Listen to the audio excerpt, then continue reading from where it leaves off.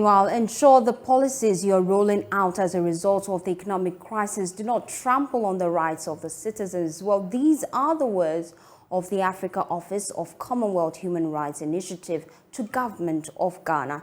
In a statement released to commemorate International Human Rights Day today, it said the economic crisis threatens the full realization of rights and more people are finding it difficult to even afford a 3-square meal. The CHRI says businesses are closing down and unemployment rates are skyrocketing. But in finding solutions to these problems, the government must ensure it does not abuse the rights of citizens. Well, joining me right now on Zoom is the director of CHRI Africa Office, Mina Mensah. She joins us right now. First, let's read through this statement on your screen. It's dated 10th of December 2022.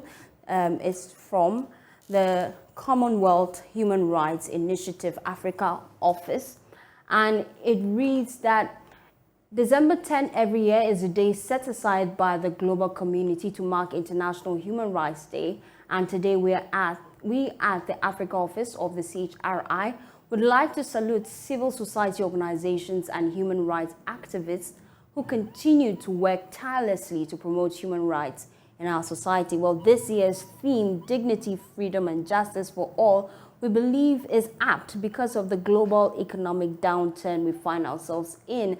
The theme is also significant for African countries, especially those in the Commonwealth, such as Ghana, South Africa, Zambia, and others. Well, it moves on to say in the 4th paragraph that in the wake of the current economic crisis, it is important for government not to lose sight of their responsibility to citizens and to uphold and safeguard human rights when making and implementing policies. They say Ghana, like many other African countries, have made some progress regarding protecting the human rights of its citizens. However, we still have to work out for us to, as a nation, due to the fact that the current economic crisis threatens the full range of human rights. Well, let's go on Zoom now. Mina Mensah is joining us.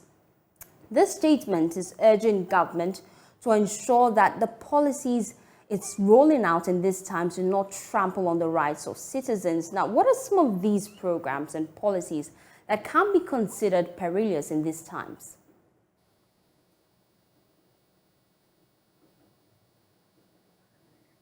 Kindly unmute for me, Mina, so that I can hear you. Oh, sorry. Good afternoon to you and good afternoon to your listeners.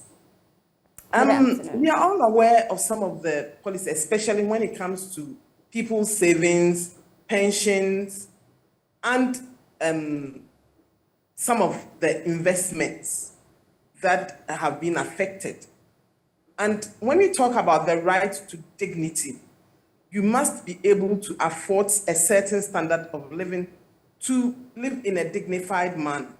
And if people's pensions are being cut down, people's investments are being affected, people's savings are being affected, obviously, it is not something that should be taken lightly. And when government is implementing such policies, I think there ought to be proper engagement. Socioeconomic rights are part of human rights and a very important aspect of it, because at the end of the day, if you don't have a right to work, you don't have a good job or even a job to do, it's a problem. Or if you have, over the years, you've put aside quite a bit of money as an investment, and then because of economic downturn, you need to, or you lose out on that without any other structures helping to cushion you, then it affects the way you live and affects your dignity as a person.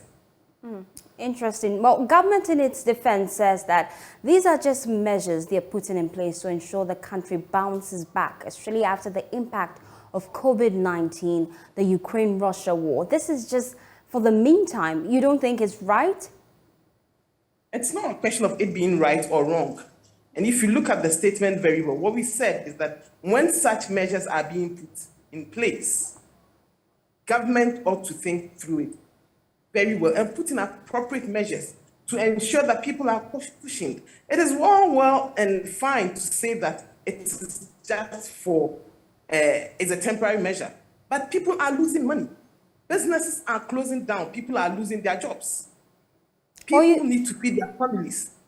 And people have a right to a decent form of living. So we are in a difficult economic situation. But it doesn't mean that policies should disadvantage people to the extent that they cannot live in a dignified manner. And I think that when such policies are being rolled out, proper engagement, proper conversations ought to be had on these things, and not just roll out the policies and, that is it. We rolled out, we are in a difficult situation, and so we rolled out policies. Who got us here in the first place?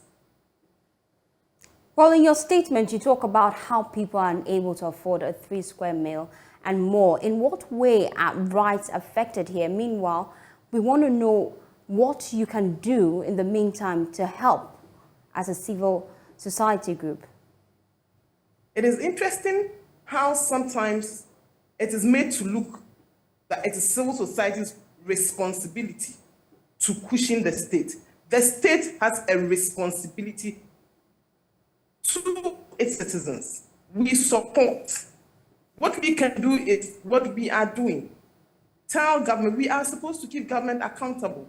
So what we are doing is government, you made the policies. Civil society does not make policies. Civil society has not been given power to do anything. We voted a certain group of people to manage our economy.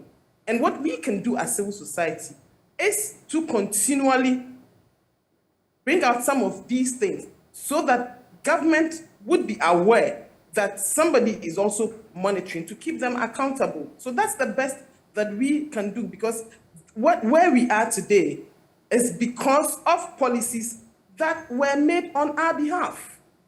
And we as civil societies are the ones who speak on for those who are voiceless. So what we do best is to advocate that the right thing has to be done.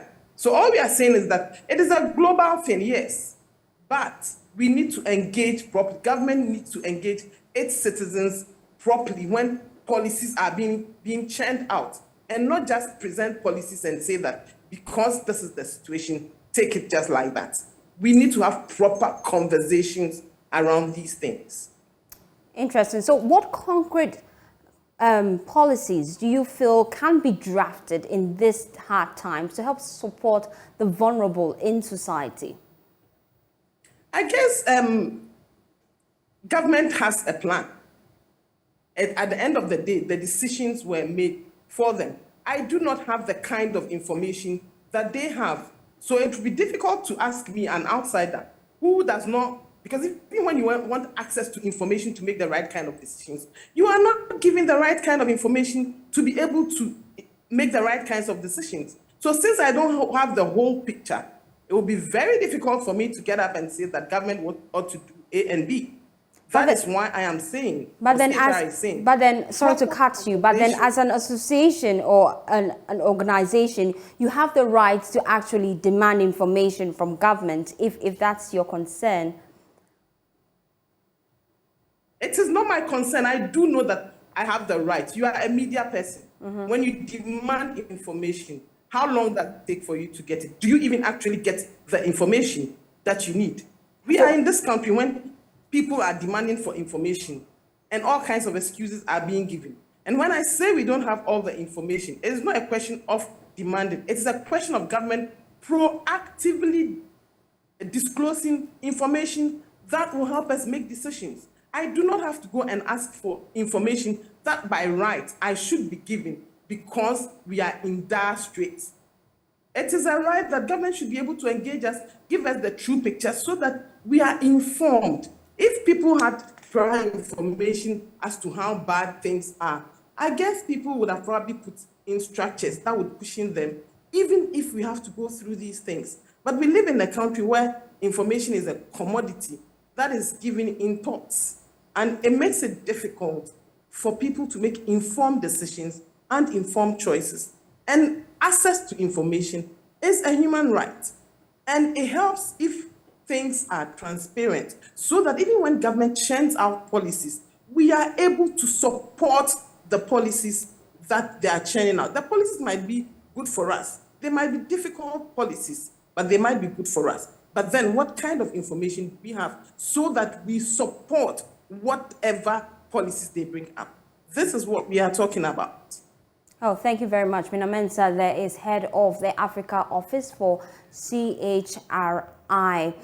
Thank you so much for joining us. Now.